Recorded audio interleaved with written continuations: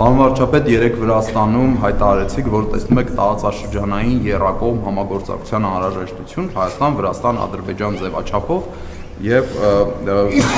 կոնկրետ ինչ ուղղություններով եք տեսնում այդ համագործակցության խորացումը,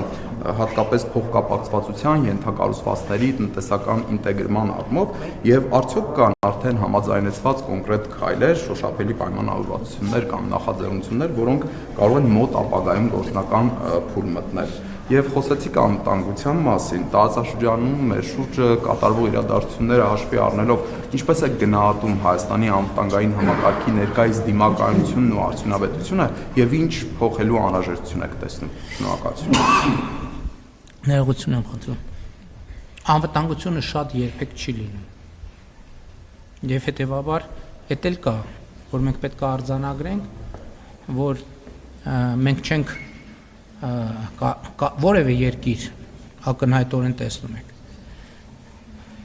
չի կարող օբյեկտիվորեն համարել, որ ինքը հասել է անվտանգության իդեալական կետին, որ զարգացնելու տեղ չկա, մեր դեպքում առավել եւս, որովհետեւ այդ ամեն ինչը ինչ որ մենք ունեցել ենք, ապրել ենք, վերապրել ենք, դա շատ երկարատև process է եւ այս փուլի ընթացքում ես կարծում եմ, որ մենք նախ շատ մեծ աշխատանք արել ենք, բայց շատ կարևոր է, որ ձեռք ենք բերել ռազմավարական գիտելիք,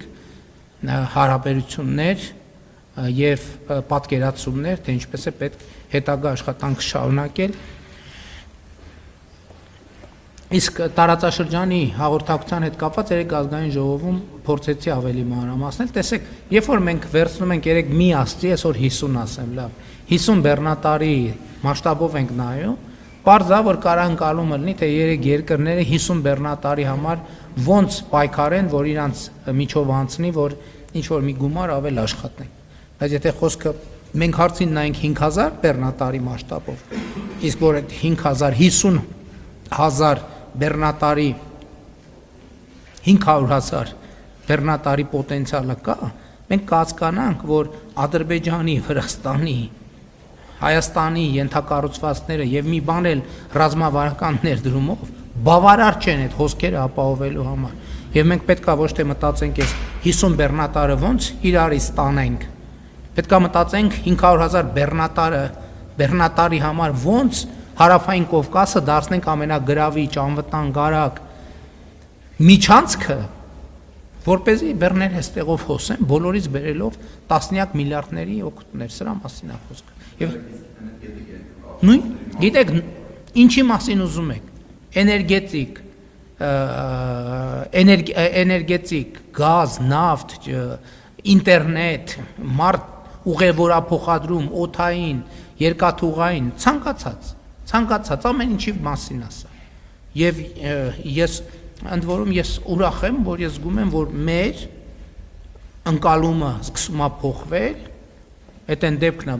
ենթադրեք մի տարի առաջ ուրիշ բան էիք ասում, եւ ուրախ եմ, որ մեր գործընկերների հետ արդեն այս թեմայով խոսակցությունը սկսելու նախանշաններ կան, ինչ շատ մեծ հաջողություն։ Չնայած տրիպը արդեն համաձայնեցված քայլ է, որովհետև տրիպը իրականում երեք Վրաստանում այդ թեմայի մասին էլ ենք խոսում։ Ի վերջո եկեք չմոռանանք, որ տրիպը խաղաղության խաչմերուկի մաս է։ Եվ իհարկե ես հույս ունեմ, որ Իրան Իսլամական Հանրապետության շուրջ հնարավորինս արագ կայունությունը եւ խաղաղությունը կվերականգնվի, բայց օգոստոսի 8-ի համաձայնությունների արդյունքում Պարսից ծոց, Սև ծով գիծը պետք է աշխատի, որտեղ եւ Վրաստանը, եւ Հայաստանը, եւ Ադրբեջանը հավասար ներգրավվածություն ունեն։ Նու հավասարը էտել են չի, մեկի տարածքում մի քիչ երկար, մյուսի տարածքում մի քիչ կարճ, նկատի ունեմ ներգրավվածության առումով։ Հավանիչ տեսանյութը եւ բաժանորդագրվիչ նորությունները բաց չթողնելու համար։